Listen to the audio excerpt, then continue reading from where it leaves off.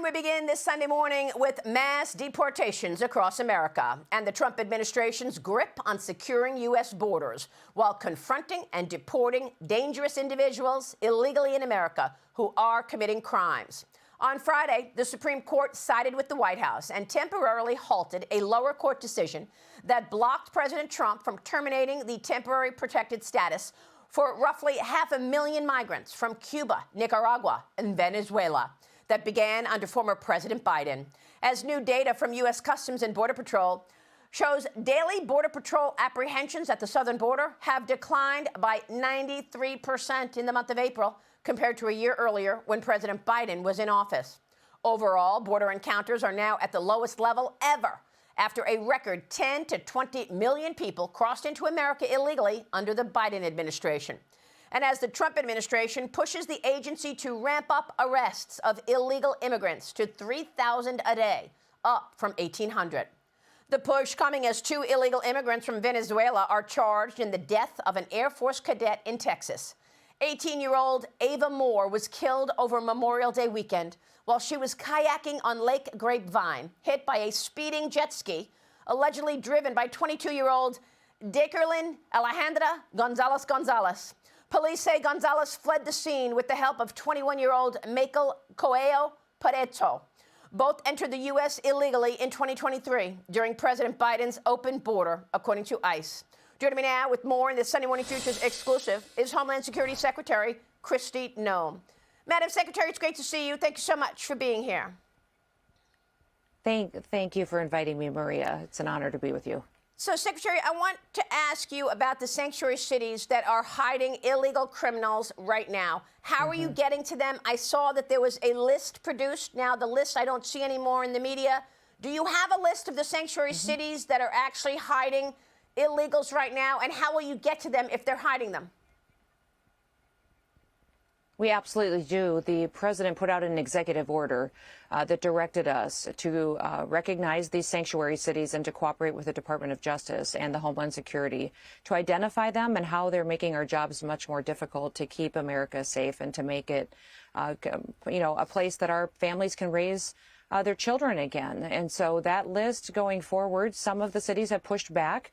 They think because they don't have one law or another on the books that they don't qualify, but they do qualify. They are giving sanctuary to criminals because they're not backing up our ICE officers, because they're not out there honoring detainers. They're not letting us know when these dangerous criminals are being released from their courthouses. And it's making it much more difficult for us to ensure that these individuals that have broken our laws, that have perpetuated violence, are brought to justice and are gotten out of our country. So that list is absolutely continuing to be used, and it is going to be identifying those cities and those jurisdictions that aren't honoring law and justice. Listen, we don't get to pick and choose what laws applies to people. This is America. Everyone is treated equally under the law, and we're ensuring that we're doing that under President Trump. Well, Secretary, I want to get your take on how you're doing it and what the priorities are. Because, you've got globalists out there who are saying, they're going to arrest people who have jobs and that's going to impact the jobs market. And then we're not going to have the people to do the jobs we need. What do you want to say to those people who are critical of the president's agenda when it comes to immigration?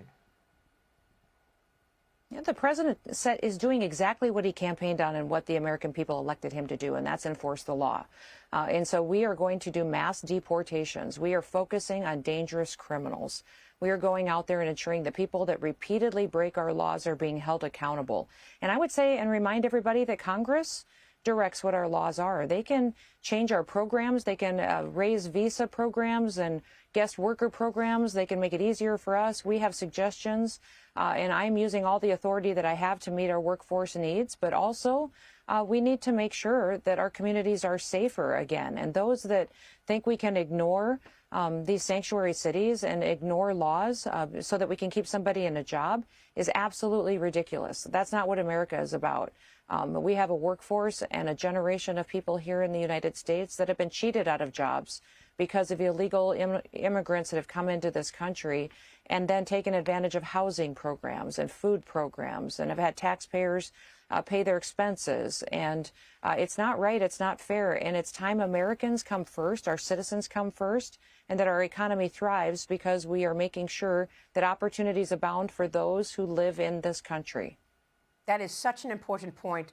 Secretary, thank you for your leadership on that. That is such an important point that you just made. And I want to zero in on something you said, and that is about visas. Because sometimes when I look at some of the issues going on in America right now, I feel like there's a Marxist thread. And I think that Marxist thread sometimes comes from the Communist Party of China. Now, you've zeroed in on universities as well, and how the universities are giving so much benefit to foreign students. I want to talk to you about Harvard and what the issue is with regard to the Communist Party of China. Lay it out for us.